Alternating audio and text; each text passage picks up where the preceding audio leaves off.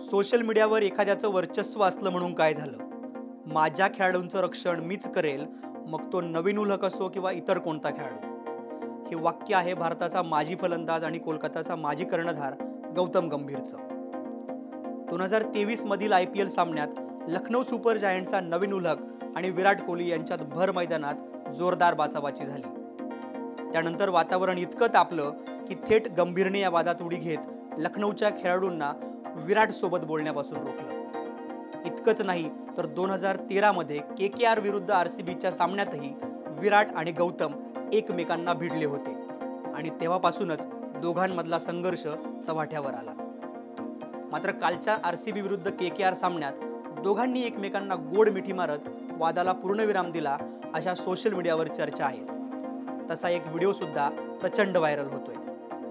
बंगळुरूचं M Chinnaswamy stadium, खचाखच भरलेल्या मैदानात विराटची तुफान फटकेबाजी सुरू होती. किंग कोहली काहीच वेळात 2 नवीन विक्रम रचणार होता. 8व्या षटकात सुनील नारायणच्या चेंडूला षटकार लगावत कोहली रॉयल चॅलेंजर्स बँगलोरसाठी सर्वाधिक षटकार ठोकणारा फलंदाज ठरला. या अगोदर हे रेकॉर्ड AB डिव्हिलियर्सच्या नावावर होतं.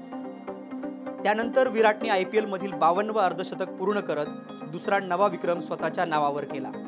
53 चेंडूंत 83 धावांची विस्फोटक खेळी करत विराट कोहली नाबाद राहिला, पण कोलकाताच्या सुनील नारायण आणि व्यंकटेश अय्यरने बँगलोरच्या गोलंदाजांची धुलाई केली आणि विराटची तुफानी खेळी व्यर्थ सिद्ध करत 7 गडी राखून बंगळुरूवर दणदणीत विजय मिळवला.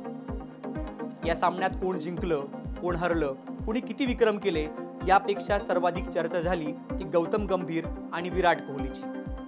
कारणही तसंच होतं. 10 वर्षांपेक्षा अधिक जुना कोहली गंभीर संघर्ष अखेर काल मिटल्याचं दिसलं.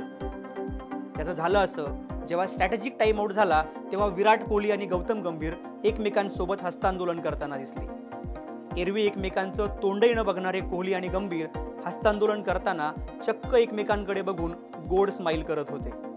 दोघांनी एवढ्यावरच न थांबता एकमेकांना घट्ट मिठी मारली आणि आमचा वाद संपल्याची घोषणा केली, असं क्रिकेट रसिकांचं म्हणणं आहे.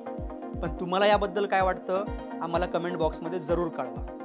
IPL सामन्यांचे प्रत्येक अपडेट्स मिळवण्यासाठी मटाचं YouTube चॅनल देखील सबस्क्राईब करा.